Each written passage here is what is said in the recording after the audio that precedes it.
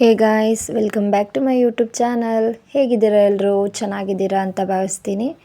ಇವತ್ತು ನಾನು ಬೆಳಗ್ಗೆನೇ ಬೇಗ ಎದ್ದು ವ್ಲಾಗ್ ಮಾಡೋಣ ಅಂತ ಹೇಳಿ ಸ್ಟಾರ್ಟ್ ಮಾಡಿದೆ. ನೋಡಿ, ಫುಲ್ಲು ಮಳೆ ಬರೋ ಥರ ಇದೆ ವೆದರು. ಸೊ ಹಾಗೆ ಆಚೆ ಬಂದು ಹೂವಿನ ಗಿಡಗಳನ್ನ ನೋಡ್ತಾ ಇದ್ದೆ. ಇವಾಗಷ್ಟೇ ಒಂದೆರಡು ಹೂವಿನ ಗಿಡ ಎಕ್ಸ್ಟ್ರಾ ನೆಟ್ಟಿದ್ದೀನಿ. ಒಂದು ದಾಸವಾಳ ಗಿಡ ಮತ್ತು ಇನ್ನೊಂದು ರೋಸ್ ಗಿಡ ಮತ್ತು ಒಂದು ಸೇವಂತಿಗೆ ಗಿಡ. ಈ ರೋಸ್ ಗಿಡ ಮತ್ತು ಸೇವಂತಿಗೆ ಗಿಡನ ಬೆಂಗಳೂರಿಗೆ ಹೋದಾಗ ಅಲ್ಲಿ ಒಬ್ಬರನ್ನ ಕೇಳಿಸ್ಕೊಂಡು ಬಂದಿದ್ದೆ, ಚೆನ್ನಾಗಿತ್ತು ಅಂತ. ಸೊ ಹಾಗೆ ಇವತ್ತು ಬೇಗನೆ ಬಟ್ಟೆ ಎಲ್ಲ ವಾಶ್ ಮಾಡಿ ಮನೆಯೆಲ್ಲ ಒರೆಸಿ ಕ್ಲೀನ್ ಮಾಡಿದ್ದೀನಿ. ಇವತ್ತು ನಾವು ಹಾಸನ್ಗೆ ಹೋಗ್ಬಿಟ್ಟು ಬರಬೇಕು. ಅದಕ್ಕೋಸ್ಕರ ಬೇಗ ಎಲ್ಲ ಫ್ರೆಶ್ ಅಪ್ ಆಗಿ ಪೂಜೆ ಎಲ್ಲ ಮುಗಿಸ್ಕೊಂಡು ರೆಡಿಯಾಗಿದ್ದೀವಿ. ನೋಡಿ, ನಕ್ಷಾ ಫುಲ್ ರೆಡಿಯಾಗಿ ನಿಂತ್ಕೊಂಡಿದ್ದಾಳೆ, ಶೂಸ್ ಎಲ್ಲ ಹಾಕ್ಕೊಂಡು. ಅವಳಿಗೆ ಈ ಥರ ಹೊರಗಡೆ ಹೋಗೋದು ಅಂದರೆ ಫುಲ್ ಖುಷಿಯಾಗಿಬಿಡ್ತಾಳೆ. ಅದಕ್ಕೆ ಫುಲ್ ಖುಷಿಲಿ ಕುಣಿದಾಡ್ತಿದ್ಲು. ಇವತ್ತು ನಾನು, ನಿಧಿ ಮತ್ತು ನಕ್ಷಾ 3 ಜನನೂ ಹಾಸನ್ಗೆ ಹೋಗಬೇಕು. ನಿಧಿ ಇವತ್ತಷ್ಟೇ ಊರಿಂದ ಬಂದಳು. ಬಂದ ತಕ್ಷಣ ಮತ್ತೆ ವಾಪಸ್ ಹಾಸನಿಗೆ ಕರ್ಕೊಂಡು ಹೋಗ್ತಾ ಇದ್ದೀನಿ. ನಾನು ಇಲ್ಲಿ ಪರೋಟ ಇತ್ತು, ಪರೋಟ ಬಿಸಿ ಮಾಡಿಕೊಂಡು ಟೊಮೊಟೊ ಗೊಜ್ಜಿತ್ತು, ಅದನ್ನೇ ತಿನ್ಕೊಂಡು ಹೋಗ್ತಾ ಇದ್ದೀವಿ. ನಕ್ಷಂಗೂ ರಾಗಿ ಸರಿ ಎಲ್ಲ ತಿನ್ನಿಸಿದ್ದೀನಿ. ಏನಕ್ಕಪ್ಪ ಹಾಸನ್ಗೆ ಅಂದರೆ, ಹಾಸನಾಂಬ ಟೆಂಪಲ್ ಓಪನ್ ಆಗಿದೆ ಅಂತ ಎಲ್ರಿಗೂ ಗೊತ್ತು. ನಾವು ಯಾವ ಸರಿನೂ ಹೋಗಿಲ್ಲ, ಇದೇ ಫಸ್ಟ್ ಟೈಮ್ ಹೋಗ್ತಿರೋದು. ಸಿಕ್ಕಾಬಟ್ಟೆ ರಶ್ ಇದೆ ಅಂತ ಹೇಳ್ತಿದ್ರು, ಬಟ್ ಆದರೂ ಪರವಾಗಿಲ್ಲ, ಹೋಗಿ ದರ್ಶನ ಮಾಡಲೇಬೇಕು ಅಂತ ಇವಾಗ ಹೋಗ್ತಾ ಇದ್ದೀವಿ. ನೋಡಿ, ಬಸ್ಸಲ್ಲಿ ಹೋಗ್ತಾ ಇದ್ದೀವಿ. ನಾವು ಬಸ್ ಸ್ಟಾಪಲ್ಲಿ ನಿಂತ್ಕೊಂಡು ಒಂದು 2-3 ಬಸ್ನ ಬಿಟ್ವಿ, ಯಾಕಂದರೆ ಅಷ್ಟು ರಶ್ ಇತ್ತು. ಮತ್ತು ಇವಾಗೇನು ಪಾಪು ಎತ್ಕೊಂಡಿದ್ದಾರೆ ಹಾಗೆ ಹೀಗೆ ಅಂತ ಏನು ಸೀಟ್ ಕೊಡೋದೇ ಇಲ್ಲ. ಅದಕ್ಕೆ ಸ್ವಲ್ಪ ಫ್ರೀ ಇರೋ ಬಸ್ಗೆ ಹೋಗೋಣ ಅಂತೇಳಿ ವೆಯ್ಟ್ ಮಾಡ್ತಿದ್ವಿ. ಅಂತೂ ಸ್ವಲ್ಪ ರಶ್ ಇಲ್ದಿದ್ದ ಬಸ್ ಸಿಕ್ತು. ಸಿಕ್ಕಿದ ತಕ್ಷಣ ಹತ್ಕೊಂಡು ಹೋಗ್ತಿದ್ದೀವಿ. ನಾವು ಮನೆಯಿಂದ ಹೊರಟಾಗ್ಲೇ 3 ಗಂಟೆ 3:15 ಆಗಿತ್ತು. ಇನ್ನೇನು ಹಾಸನ್ಗೆ ಹೋಗಿ ಅಲ್ಲಿ ದರ್ಶನಕ್ಕೆ ನಿಲ್ಲ ಅಷ್ಟೊತ್ತಿಗೆ 4 ಗಂಟೆ ಆಗ್ಬೋದು ಅನಿಸುತ್ತೆ. ನೋಡಬೇಕು ಎಷ್ಟೊತ್ತಿಗೆ ಹೋಗ್ತೀವಿ ಅಂತ. ಹಾಸನ ಹೊಸ ಬಸ್ ಸ್ಟ್ಯಾಂಡ್ಗೆ ಬಸ್ಗಳೆಲ್ಲ ಹೋಗೋದು. ಅಲ್ಲೇ ಸಿಟಿ ಬಸ್ಗಳು ನಿಂತಿರ್ತವೆ. ಅದಕ್ಕೆ ಹೋದರೆ ಸಾಕು, ಹಾಸನಾಂಬ ದೇವಸ್ಥಾನದ ಹತ್ರನೇ ಸ್ಟಾಪ್ ಕೊಡ್ತಾರೆ. ಹೋಗಲ್ಲೇ ಈಸಿಯಾಗಿ ಇಳ್ಕೊಬೋದು. ನೋಡಿ ಎಷ್ಟೊಂದು ಜನಗಳು ನಿಂತಿದ್ದಾರೆ ಅಂತ. ಸಿಕ್ಕಾಬಟ್ಟೆ ರಶ್ ಆಗೋಗ್ಬಿಟ್ಟಿತ್ತು ಬಸ್ಸು. ಪಾಪುನ ಎತ್ಕೊಂಡಿದ್ದಕ್ಕೆ ನಮಗೆ ಸೀಟ್ ಕೊಟ್ಟರು. ಅಕಸ್ಮಾತ್ ಏನಾದರೂ ಆಟೋದಲ್ಲೇನಾದರೂ ಹೋಗ್ತೀವಿ ಅಂದರೆ ಜಾಸ್ತಿ ರೇಟ್ ಹೇಳ್ತಾರೆ. ಅದಕ್ಕೋಸ್ಕರ ಆಟೋದಲ್ಲಿ ಏನು ಹೋಗೋಕ್ಕೆ ಹೋಗಬೇಡಿ, ಈ ಥರ ಫ್ರೀ ಬಸ್ ಇರುತ್ತಲ್ಲ ಅದರಲ್ಲೇ ಆರಾಮಾಗಿ ಹೋಗ್ಬೋದು. ನೋಡಿ ಎಷ್ಟೊಂದು ಟ್ರಾಫಿಕ್ ಇದೆ ಅಂತ. ಇವಾಗ ಬಸ್ಗಳು ಮೊದಲಿನ ಥರ ಸಂತೆಪೇಟೆ ಇನ್ನರ್ ಸರ್ಕಲ್ ಮೇಲೆ ಬರಲ್ಲ, ಬೇರೆ ರೂಟಲ್ಲೇ ಬರ್ತಾರೆ. ಯಾಕಂದರೆ ಇಲ್ಲೇ ಸಂತೆಪೇಟೆಲ್ಲೇ ದೇವ್ರ ದರ್ಶನಕ್ಕೆ ದಾರಿ ಮಾಡಿರೋದ್ರಿಂದ ಅಲ್ಲೆಲ್ಲ ಬಸ್ಗಳೆಲ್ಲ ಬರೋಕ್ಕಾಗೋದಿಲ್ಲ, ಇನ್ನು ತುಂಬ ಟ್ರಾಫಿಕ್ ಜಾಮ್ ಆಗುತ್ತೆ ಅಂತ. ನಾವು ಇವಾಗಷ್ಟೇ ಬಸ್ ಇಳಿದು ನೋಡಿ ಹೋಗ್ತಿದ್ದೀವಿ. ನಾವಿಲ್ಲಿ 1000 ರೂಪಾಯಿ ಟಿಕೆಟ್ ಆಗಲಿ 300 ರೂಪಾಯಿ ಟಿಕೆಟ್ ಆಗಲಿ ತೊಗೊಂಡು ಹೋಗ್ತಿಲ್ಲ. ಫ್ರೀಯಾಗಿ ಧರ್ಮದರ್ಶನ ಪ್ರವೇಶ ದ್ವಾರದಲ್ಲಿ ಹೋಗ್ತಿರೋದು. ಇಲ್ಲಿ ಯಾವುದೇ ರೀತಿ ಟಿಕೆಟೇನೂ ತೊಗೊಳಂಗಿಲ್ಲ, ಫ್ರೀಯಾಗಿ ಹೋಗ್ಬೋದು. ನೀವಲ್ಲೆಲ್ಲ ಬಿದ್ದಿರೋ ಚಪ್ಪಲಿ ನೋಡಿದ್ರೇ ಗೊತ್ತಾಗುತ್ತೆ ಎಷ್ಟು ಲಕ್ಷ ಜನ ಬಂದಿದ್ದಾರೆ ದೇವಿ ದರ್ಶನ ಪಡೆಯೋದಕ್ಕೆ ಅಂತ. 9ನೇ ತಾರೀಕಿಂದ 23ನೇ ತಾರೀಕುವರೆಗೂ ಈ ದೇವಿ ದರ್ಶನ ಪಡೆಯೋದಕ್ಕೆ ನಿಮಗೆ ಅವಕಾಶ ಇದೆ. ಬಂದುಬಿಟ್ಟು ದರ್ಶನ ಪಡ್ಕೊಂಡು ಹೋಗ್ಬೋದು. ನಾವು ಇವಾಗಷ್ಟೇ ಹೋಗ್ತಿದ್ದೀವಿ ಕ್ಯೂವಲ್ಲಿ. ಫಸ್ಟ್ ಹೋಗ್ಬೇಕಾದ್ರೆ ಏನು ರಶ್ ಇಲ್ಲ ಅಂತ ಅನ್ನಿಸ್ತಿತ್ತು. ಮುಂದೆ ಹೋಗಿ ನೋಡಿದ್ರೆ ಜನಗಳೆಲ್ಲ ಅಲ್ಲೇ ಜಾಮ್ ಆಗಿಬಿಟ್ಟಿದ್ರು.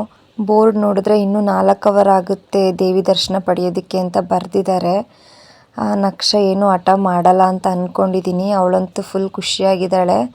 ನೋಡಿ, ಧರ್ಮ ದರ್ಶನಕ್ಕೆ ದಾರಿ ಅಂತ ಬೋರ್ಡ್ ಹಾಕಿದ್ದಾರೆ. ನನಗಂತೂ ತುಂಬ ದಿನದಿಂದ ಆಸೆ ಇತ್ತು ಹಾಸನಾಂಬ ದೇವಿ ದರ್ಶನ ಮಾಡಬೇಕು ಅಂತ. ಯಾವಾಗಲೂ ಅನ್ಕೋತಿದ್ದೆ ಹೋಗಬೇಕು ಅಂತ, ಆದರೆ ರಶ್ ಇರ್ತಾರೆ, ಆಗಲ್ಲ ಕ್ಯೂವಲ್ಲೆಲ್ಲ ನಿಲ್ಲಕ್ಕೆ ಅನ್ನೋ ಕಾರಣಕ್ಕೇ ಹೋಗ್ತಿತ್ತಿಲ್ಲ. ಬಟ್ ಈ ಸರಿ ನಮ್ಗೆ ಆ ಅದೃಷ್ಟ ಸಿಕ್ಕಿದೆ, ಆ ದೇವಿ ನೋಡೋ ಅದೃಷ್ಟ. ಆ ದೇವಿನೇ ನಮ್ಗೆ ಈ ಅದೃಷ್ಟನ ಕಲ್ಪಿಸಿದಾಳೆ ಅಂತ ಭಾವಿಸ್ಕೊಂಡು ಹೋಗ್ತಿದ್ದೀವಿ. ನಾವು ಕ್ಯೂವಲ್ಲಿ ಹೋಗೋಕ್ಕೆ ಸ್ಟಾರ್ಟ್ ಮಾಡಿದಾಗ 4:15 ಆಗಿತ್ತು. ನೋಡಬೇಕು ಎಷ್ಟೊತ್ತಿಗೆ ದರ್ಶನ ಆಗುತ್ತೆ ಅಂತ. ಅಲ್ಲಿ ಬೋರ್ಡ್ ಹಾಕಿರೋದು ನೋಡಿದ್ರೆ 4 ಅವರ್ ಅಂತ ಹೇಳಿದ್ದಾರೆ. ನೋಡೋಣ. ತುಂಬ ಚೆನ್ನಾಗಿದೆ ಈ ಸರಿ ಮ್ಯಾನೇಜ್ಮೆಂಟ್ ಮಾತ್ರ. ಈಗ ಏನಾದರೂ ಮಕ್ಕಳುಗಳನ್ನೆಲ್ಲ ಕರ್ಕೊಂಡು ಹೋಗಿದ್ದಾಗ ಫೀಡಿಂಗ್ ಮಾಡಿಸೋದಕ್ಕೆ ಸಪ್ರೇಟ್ ರೂಮ್ ಥರ ಮಾಡಿದ್ದಾರೆ. ಕುಡಿಯೋದಕ್ಕೆ ನೀರಿನ ವ್ಯವಸ್ಥೆನೂ ಇದೆ. ಹಾಗೆ ಏನಾದರೂ ಸುಸ್ತು ಆಗ್ತಿಲ್ಲ ಅಂದರೆ ಅಲ್ಲೇ ಚೆಕಪ್ ಸಮೇತ ಮಾಡ್ತಾರೆ.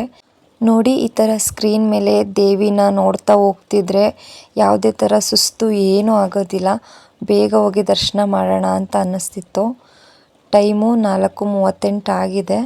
ನೋಡಬೇಕು ಎಷ್ಟೊತ್ತಿಗೆ ದೇವಸ್ಥಾನದೊಳಗೆ ಹೋಗ್ತೀವಿ ಅಂತ. ನೀವೇ ನೋಡಿ ಎಷ್ಟು ಜನ ಇದ್ದಾರೆ ಅಂತ. ಇಷ್ಟು ಜನನ ಮೇಂಟೈನ್ ಮಾಡಬೇಕು ಅಂದರೆ ತುಂಬ ಕಷ್ಟ. ಅಷ್ಟು ನೀಟಾಗಿ ಮ್ಯಾನೇಜ್ಮೆಂಟ್ ಇದನ್ನೆಲ್ಲ ಮೇಂಟೈನ್ ಮಾಡ್ತಿದೆ. ಹಾಗೆ ಇಲ್ಲಿ 1000 ರುಪೀಸ್ಗೆ ಟಿಕೆಟ್ ತೊಗೊಂಡ್ರೇ ಸಪ್ರೇಟ್ ದರ್ಶನಕ್ಕೆ ಹೋಗ್ಬೋದು, ಮತ್ತು 300 ರುಪೀಸ್ಗೆ ಸಪ್ರೇಟ್ ಟಿಕೆಟ್ ತೊಗೊಂಡ್ರೇ ಹೋಗ್ಬೋದು. ಇಲ್ಲ ನಮ್ಮ ಥರ ಫ್ರೀಯಾಗಿ ಹೋಗಬೇಕು ಅಂದರೆ ಈ ಥರ ಧರ್ಮ ದರ್ಶನದಲ್ಲಿ ಹೋಗೋದು. ಮತ್ತು ಇಲ್ಲಿ ವಯಸ್ಸಾಗಿರೋರಿಗೆ, ಅಂಗವಿಕಲರಿಗೇ ದೇವಿ ದರ್ಶನ ಮಾಡೋದಕ್ಕೆ ವ್ಯವಸ್ಥೆ ಮಾಡಿಕೊಟ್ಟಿದ್ದಾರೆ, ದೇವಿ ದರ್ಶನ ಪಡೆಯೋದಕ್ಕೆ. ಯಾಕಂದರೆ ವಯಸ್ಸಾಗಿರೋರಿಗೆ ಜಾಸ್ತಿ ಹೊತ್ತೆಲ್ಲ ಕ್ಯೂವಲ್ಲೆಲ್ಲ ನಡೆಯೋಕ್ಕೂ ಆಗಲ್ವಲ್ಲ, ಅದಕ್ಕೋಸ್ಕರ ಅವ್ರಿಗೂ ಸಪ್ರೇಟಾಗಿ ದೇವಿ ದರ್ಶನ ಪಡೆಯೋದಕ್ಕೆ ವ್ಯವಸ್ಥೆ ಮಾಡಿದ್ದಾರೆ. ಆಲ್ರೆಡಿ 2 ಅವರ್ ಆಯಿತು ನಾವು ಕ್ಯೂವಲ್ಲಿ ನಿಂತ್ಕೊಂಡು. ಏನಾದರೂ ತಿನ್ನೋಣ ಅಂದ್ಬಿಟ್ಟು ಮಾವಿನಕಾಯಿ ತೊಗೊಂಡ್ವಿ. ನೋಡಿ ನಕ್ಷಂಗೂ ಕೊಟ್ಟರೆ ಹುಳಿ ತಡಿಯೋಕ್ಕಾಗ್ದಲೆ ಕಣ್ಣು ಮುಚ್ಕೋತಿದ್ದಾಳೆ. ಆದರೂ ಅದನ್ನು ಅಗಿಯೋದು ಬಿಡ್ತಿಲ್ಲ ಮಾತ್ರ. ಏನೂ ರಗಳೆ ಏನೂ ಮಾಡ್ತಿಲ್ಲ, ಆರಾಮಾಗಿದ್ದಾಳೆ. ಅವಳು ಫಸ್ಟ್ ಟೈಮ್ ಈ ಥರ ಕ್ಯೂವಲ್ಲೆಲ್ಲ ಹೋಗ್ತಿರೋದು ದರ್ಶನ ಪಡೆಯೋದಕ್ಕೆ. ಮತ್ತು ಆಲ್ಮೋಸ್ಟ್ ಎಲ್ಲರೂ ಮಾತಾಡಿಸ್ತಿದ್ರು ನಕ್ಷ ನಕ್ಷ ಅಂತ. ಯಾರನ್ನ ನೋಡಿದ್ರು ಅಷ್ಟೇ ಬೇಗ ಸ್ಮೈಲ್ ಮಾಡಿಬಿಡ್ತಿದ್ಲು. ಅದಕ್ಕೆ ಏನು ಹೆಸರು ಪಾಪುದು ಅಂತೇಳಿ ಮಾತಾಡಿಸ್ತಾ ಫ್ರೆಂಡ್ ಮಾಡ್ಕೋತಿದ್ಲು ಬೇಗ. ನೋಡಿ ದೇವಿ ದರ್ಶನ ಪಡೆಯಲು ತೆಗೆದುಕೊಳ್ಳುವ ಕನಿಷ್ಠ ಸಮಯ 1 ಗಂಟೆ ಅಂತ ಹಾಕಿದ್ದಾರೆ. ಇನ್ನು 1 ಅವರಲ್ಲಿ ಹೋಗ್ಬಿಟ್ಟು ದರ್ಶನ ಮಾಡ್ಬೋದು. ಹಾಗೆ ಇಲ್ಲಿ ಹೋಗ್ತಾ ಇಲ್ಲಿ ಆಂಜನೇಯ ಸ್ವಾಮಿ ದೇವಸ್ಥಾನವೂ ಇದೆ, ಅದನ್ನು ಹಾಗೆ ವಿಡಿಯೋ ಮಾಡ್ಕೋತಿದ್ದೆ. ನೀವೇನಾದರೂ ದೇವ್ರಿಗೆ ಕಾಣಿಕೆ ಏನಾದರೂ ಕೊಡಬೇಕು ಅನ್ನೋದಾದರೆ ಈ ಥರ ಸ್ಕ್ಯಾನ್ ಮಾಡಿದ್ರೆ ಸಾಕು, ಡೈರೆಕ್ಟ್ ಅಮೌಂಟ್ನ ಪೇ ಮಾಡ್ಬೋದು. ಈ ಹಾಸನಾಂಬೆ ದೇವಿಯ ವಿಶೇಷ ಏನಪ್ಪ ಅಂದರೆ ವರ್ಷಕ್ಕೆ ಒಮ್ಮೆ ಮಾತ್ರ ದರ್ಶನ ಸಿಗುತ್ತೆ.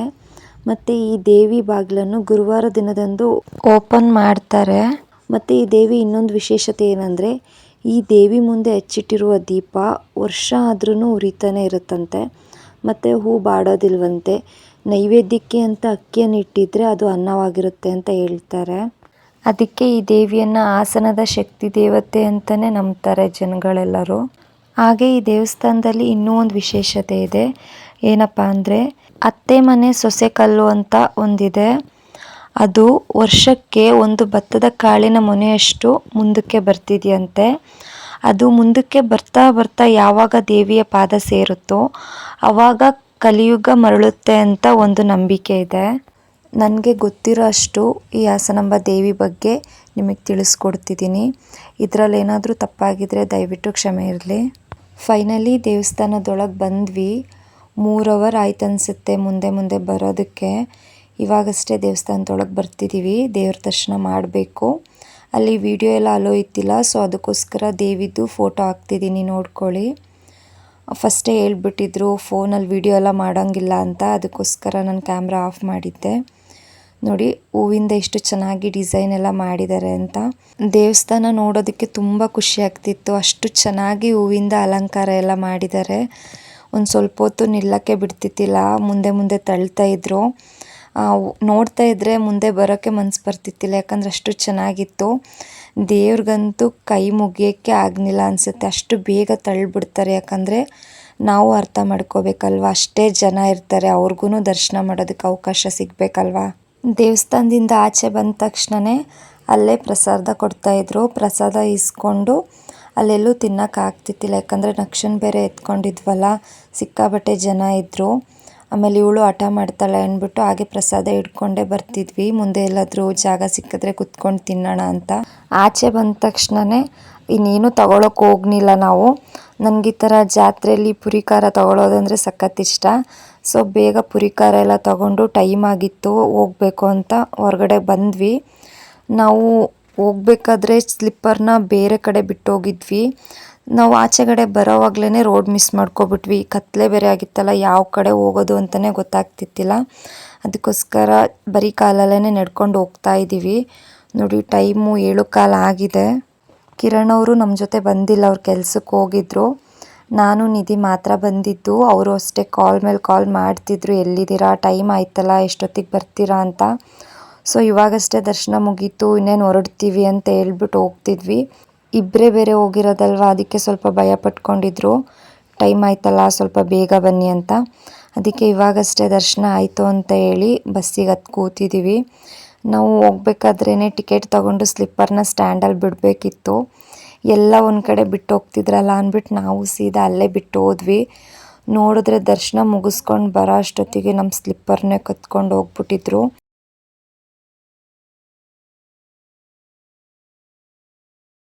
ನೋಡಿ ಹೇಗಾಗಿದೆ ನಮ್ಮ ಸ್ಥಿತಿ ಅಂತ. ಬರಿಗಾಲಲ್ಲಿ ಬಸ್ಸಲ್ಲಿ ಜರ್ನಿ ಮಾಡ್ಕೊಂಡು ಹೋಗ್ತಾ ಇದ್ದೀವಿ. ಏನು ಮಾಡೋಕ್ಕಾಗಲ್ಲ, ಬಂದಿದ್ದಕ್ಕೆ ದೇವಿ ದರ್ಶನ ಆಯ್ತಲ್ಲ ಅಂತ ಖುಷಿ ಪಡಬೇಕು ಅಷ್ಟೇ. ಕಿರಣ್ ಅವರು ನಮಗೋಸ್ಕರ ಬಸ್ ಸ್ಟಾಪಲ್ಲಿ ವೆಯ್ಟ್ ಮಾಡ್ತಿದ್ದಾರೆ. ಮನೆಗೆ ಹೋಗಿ ಊಟ ಮಾಡಿ ರೆಸ್ಟ್ ಮಾಡೋದಷ್ಟೇ. ಇದಾಗಿತ್ತು ಇವತ್ತಿನ ನಮ್ಮ ವ್ಲಾಗ್. ಈ ವ್ಲಾಗ್ ಇಷ್ಟ ಆದರೆ ಪ್ಲೀಸ್ ಒಂದು ಲೈಕ್ ಮಾಡಿ. ಹಾಗೆ ನಮ್ಮ ಚಾನಲ್ನ ಇನ್ನೂ ಯಾರೆಲ್ಲ ಸಬ್ಸ್ಕ್ರೈಬ್ ಮಾಡಿಲ್ವೋ ಪ್ಲೀಸ್ ಹೋಗಿ ಸಬ್ಸ್ಕ್ರೈಬ್ ಮಾಡ್ಕೊಳ್ಳಿ. ಇದೇ ಥರ ಒಳ್ಳೊಳ್ಳೆ ವೀಡಿಯೋಸ್ನ ಅಪ್ಲೋಡ್ ಮಾಡ್ತಿರ್ತೀನಿ. ಪ್ಲೀಸ್ ನಮ್ಮ ಚಾನಲ್ಗೂ ಸಪೋರ್ಟ್ ಮಾಡಿ. Thank you.